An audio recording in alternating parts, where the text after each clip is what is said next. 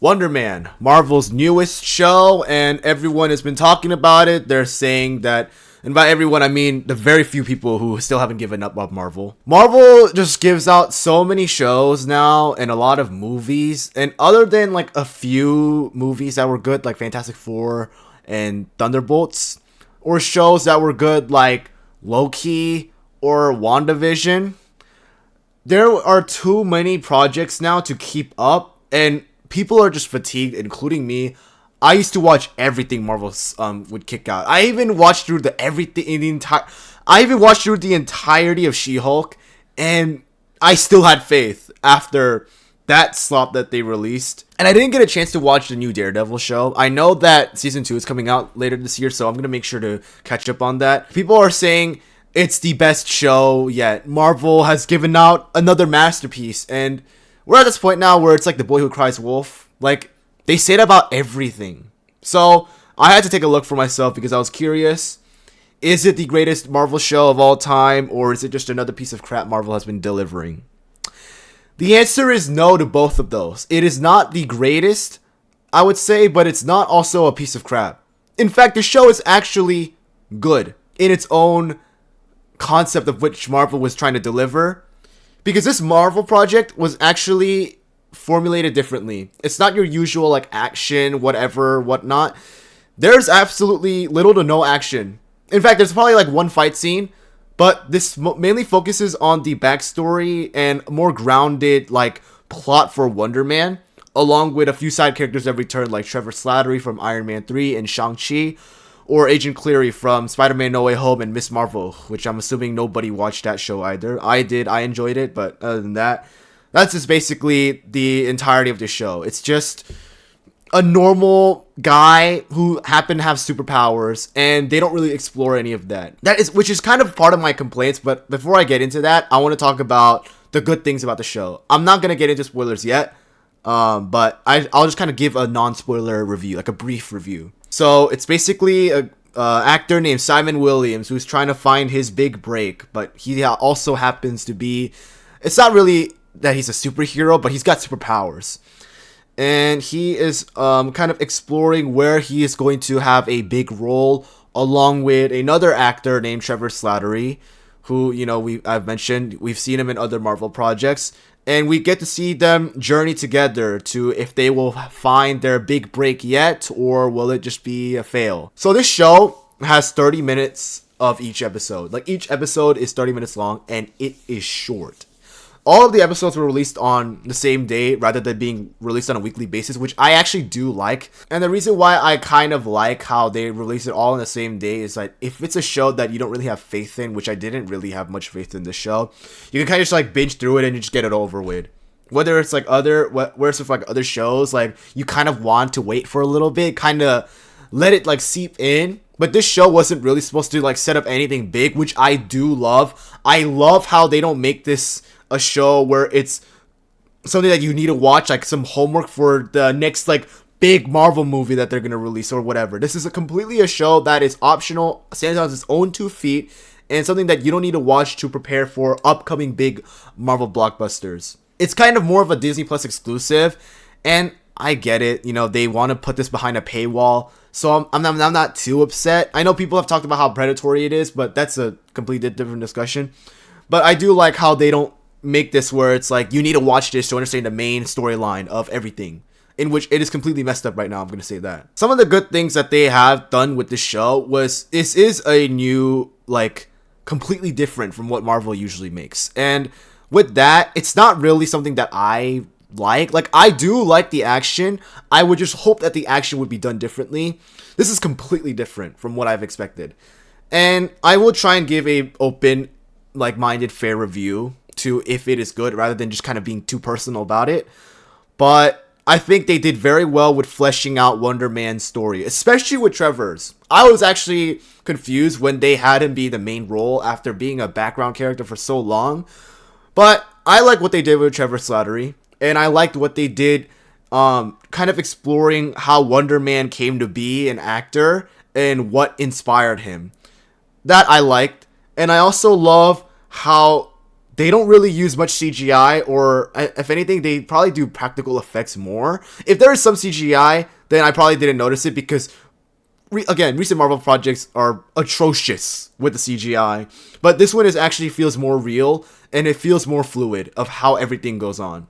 Now that I've kind of said the gist of the show, I'm going to get into spoilers. Here's your spoiler warning. Spoilers. Okay, time to get into spoilers. So, Simon Williams is trying to get the role of Wonder Man, who was an 80s superhero back when he was a kid. He would watch every time at the movie theater with his father, who died. And that is never explored to how he died, by the way. And Wonder Man, or I should say Simon Williams as of now. Simon Williams, he is trying to get that role, but at the same time, he is panicking because not only he thinks he will mess this up, he wonders if... he wonders if he will be exposed for his superpowers because it's shown in one episode of a completely different character named Doorman that superheroes are not allowed to be an actor or celebrity, or if anything, super enhanced individuals. And he meets Trevor Slattery, who was actually detained earlier before he meets him by the Department of Damage Control with Agent Cleary, and they make him spy on Simon to prove that he is a threat, so that way they can imprison him in their big prison for super enhanced individuals, which literally has nobody. It's such a big prison. The Raft from Civil War has more prisoners and more interesting characters in that prison compared to the DODC's abnormally large, wonky looking prison. It's unbelievable how useless the DODC was in the show, but I'll get into that later. But Trevor is spying on him, but as he gets to learn more about Simon is, he kind of relates to Simon in a way because they're both actors, they're both trying to find their big break. And then later, fast forward, Simon finds out that Trevor was spying on him, and eventually, Simon and Trevor, they both get the part of Wonder Man and his sidekick Barnaby, but after that, that's where Simon finds out that Trevor's been spying on him. And Simon later then frees Trevor Slattery after he pretends to be the Mandarin again in order to save Simon Williams from getting arrested by the DODC, and that way he puts himself as a decoy for the DODC to arrest him as the Mandarin, in which Simon Williams can then pursue or enjoy playing the role of Wonder Man as he's always dreamt of. And now that he's got the role, he is the biggest celebrity now. And yeah, so he then goes to free the Mandarin, Trevor, from the DODC prison, and they both fly off and the show ends.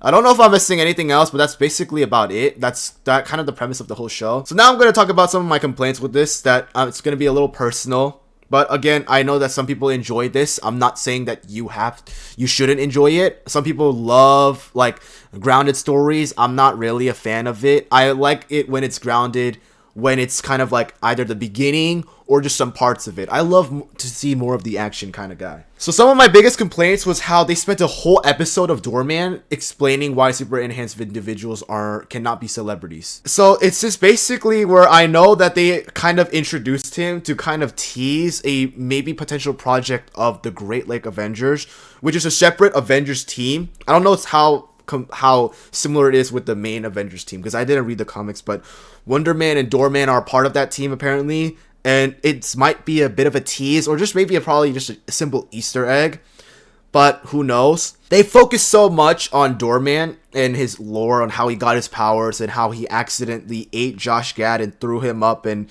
I don't know if they confirmed that if he killed Josh Gad, but it's like they could have used that in the first maybe 10 minutes, give a brief rundown, and everyone would get and understand why. But they fully made a whole episode dedicated to Doorman. It was quite entertaining in some parts, but I just felt like they could have used that episode to explore more about Wonder Man and Trevor Slattery on stories that were kind of touched upon, but not really explored fully. For example, how Simon got his powers. That is not explored at all throughout the show. I was waiting for it till the very end. Maybe they would kind of elaborate more on that, but there's absolutely nothing. It's only ever implied, and I might be wrong, it's only ever implied that he got his powers from the fire, but the doctor said that he met up with a checkup after, that he was completely fine. The smoke didn't affect him or anything. So it's like kind of. So I'm kind of confused if he got his powers before the fire or during the fire. And another thing that I also got very upset about was how his brother was a complete douchebag for absolutely no reason. And even after Simon Williams gets his big role, in which he believed that he was never going to make his big break, he acts completely fake all of a sudden. And Simon is just like, I love you. And it's just like weird. So basically, he holds his grudge against Simon. Eric, that's his name. Eric holds his grudge against Simon. That how he had this kitchen fire happen when they were kids. And he's still mad at him after all these years. And he's just like, yeah, how are you like 13 years old and you couldn't turn off a stove? What kind of idiot are you, you know? And as he kind of berates Simon for never going to be a good actor, he then pretends to be all proud of him. Like he has been like wishing for this good moment for him at the very end when he gets the role of Wonder Man. And Simon's just like, hey, thanks, brother. I love you. Like, how are you not going to call out the BS that this guy has done to you? Like, he not only made you uncomfortable and just really disrespected you in front of Trevor and his mother on their mother's birthday party. I just don't understand why. Like, I think the show was trying to I think the show did a very good job in you not really liking Eric. But it was just kind of confusing as to how Eric just suddenly was like, yep, I believed in you this whole time. It's not like he ever apologized to him for not believing in him. He was just like, yep, I'm so proud of you. Like, I thought that was just really weird. Like, I thought that bothered me. Another complaint that I had that I just kind of mentioned earlier was how useless the DODC was in this show. They try to be some, like, intimidating, like group of, like, government officials that want to detain and lock up super enhanced individuals, but they have yet to do so. They failed with Spider-Man, which, obvious. They failed with Miss Marvel, kind of surprising, and then they failed with Wonder Man. Kind of still more obvious because this guy is actually pretty strong, given the powers that is shown, what kind of superhero this guy is. But it's just like, I don't understand what their role is or what their purpose is throughout this whole MCU. Because even though it's not connected to some big Marvel project that's going to come up soon, but they've brought them back for a reason. But they're still just shown to be incompetent government officials that can't detain anyone for crap. Like, it's just so weird. Like, I don't understand why they bring them back, only for them to fail the third time. And it's just like, I don't see them as threatening, because they kind of make them, like, ominous in a way. But I guess they did more for the fact that they wanted the DODC to play a role in which they have Trevor have this internal conflict of betraying Simon or siding with him all the way for him to get their big role. I don't know, I just thought it was really weird. I didn't really like that part, but now that I've kind of got my complaints out of the way, I do want to talk about the really good things about the show. So the roles that they're trying to get of Wonder Man in the 80s superhero. So Wonder Man has a sidekick named Barnaby, and with this modern remake that they are trying to be in, Barnaby actually betrays Wonder Man. And Barnaby, like, goes off and whatever, and Wonder Man is like, I can't believe it, like, I trusted you and all that kind of stuff. It completely reflects what's happening right now, in which Simon Williams as Wonder Man, obviously, but Trevor is also Barnaby in having this internal conflict of whether he's going to betray him or not, which I thought was really well done. It was so poetic. I love how they make that connection, that symbolism. It was peak, honestly. That, I will say, was really well done. I also like how they flesh out Trevor, in which even though this guy is a complete butt of a joke in other films, they kind of show some emotion or some depth in this character, in which he lost a major role in a show that he was in due to drug addiction. And the actor that later took it from him, they actually meet up again when Simon is trying to audition for Wonder Man. But this actor just completely shames Trevor and kind of laughs at him and pokes at him, like, oh, like, you know, and he's not even like doing it in a way where it's like, oh, like he's completely insulting him, but he kind of makes it where it's like, oh, like, he's just kind of consoling, or I don't know the word, but basically he's just saying stuff like, oh, I envy you for going to drugs and that you don't have to deal with this big pressure of having a major role. Like, that was so disrespectful. Like, that was so effed up. You talking about how you envy that this guy threw it all away for drugs. Like, that was so stupid. And I love how Simon stood up for Trevor and how Trevor showed the emotion of how it wasn't just like, you know, acting isn't just a job in which that like douchebag of an actor tells him. So I really love the whole bit what they did with Trevor, and I'm glad that they did that earlier in the season to make you really care for this character. Another thing I like about the show was how even with little to no action, they do show it in a way where it's like there will be some kind of like intense scenes going on when it comes to just being street level wise. So there's this guy who takes a video of Simon and Trevor. Simon like uses his powers on these group of thugs that go after Trevor for stealing money or borrowing money for drugs and never paying them back. The boy, you know, steals the boy captures the boy oh my god. The boy records footage of Simon, and Simon and Trevor have to run after him. And this whole bit, like, I'm not gonna get too much into because, you know, there's just a lot going on in this show, honestly. The whole bit of them chasing him and trying to recover the footage, while also the guys that were after Trevor also get involved in the mix, I thought was done not only very well for action, but there's a really good blend of comedy that I don't want to spoil, because I think that part you do need to watch for yourself if you have any interest of watching the show, which I will say, as someone who doesn't really enjoy it for what it's worth with this new concept, I think it is worth watching for anything, really. Like, I'm actually glad I watched the show. Like, I didn't feel like it was a waste of time. It's not something that I would, you know, it really be liking. Like, it's not really my taste.